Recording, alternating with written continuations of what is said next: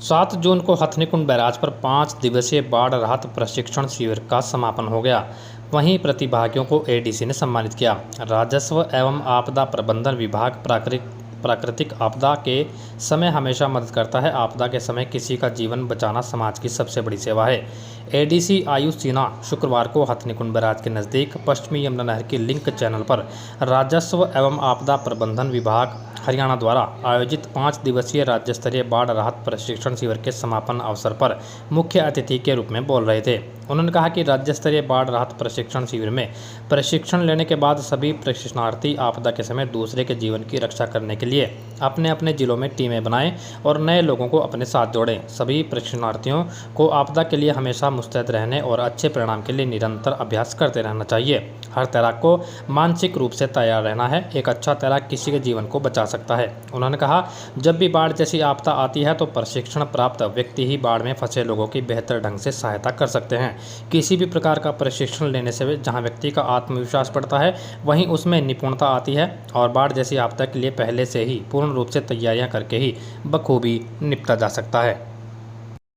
उन्होंने कहा कि 5 दिन तक चलने वाले इस बाढ़ राहत प्रशिक्षण में पूरे राज्य से 45 प्रशिक्षणार्थियों व 13 प्रशिक्षकों ने भाग लिया। उन्होंने कहा, मानवता की सेवा व समाज की रक्षा के लिए ऐसे प्रशिक्षणों को जरूर सीखना चाहिए और जब प्राकृतिक एवं अप्राकृतिक आपदा आती है तो ऐसे में आपदा से सही समय पर सही ढंग से निपटने के लिए बेहतर नेतृत्व की आवश्यकता होती है।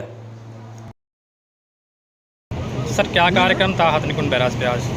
ये जो state flood relief training programme था, ये प्रशिक्षण शिविर का समापन समारोह था। 3 से 7 तारीख तक ये ट्रेनिंग ऑर्गेनाइज़ की जाती है FCR financial commissioner revenue office Chandigarh द्वारा, और इसमें 45 पार्टिसिपेंट्स थे और 13 मास्टर ट्रेनर्स थे।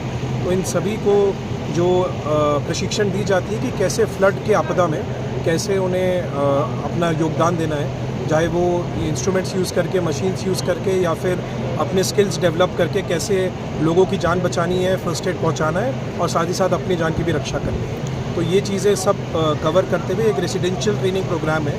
ये जो हमारे ट्रेनीज़ और मास्टर ट्रेनर्स थे वे यहीं पे हथनीकुंड में रुकते हैं और 5 दिन ये यहीं पे अपना स्टे करते हैं और इनके खाने की व्यवस्था, रुकने की व्यवस्था भी प्रशासन द्वारा की जाती है और साथ में ट्रेनिंग जो है अच्छे से ट्रेनिंग इनपुट्स इन्हें दिए जाते हैं। तो इस चीज़ का आज समापन समारोह था। सर, प्रशिक्षण के पहले दिन ट्रेनीज जो थे उनको कुछ समस्याएं आई थी, उसके बारे में जी, जो भी समस्याएं शुरू में आई थी वो सभी मिलजुल के और शेयरिंग करने के बाद, इनपुट्स लेने के बाद सभी पे काम किया गया।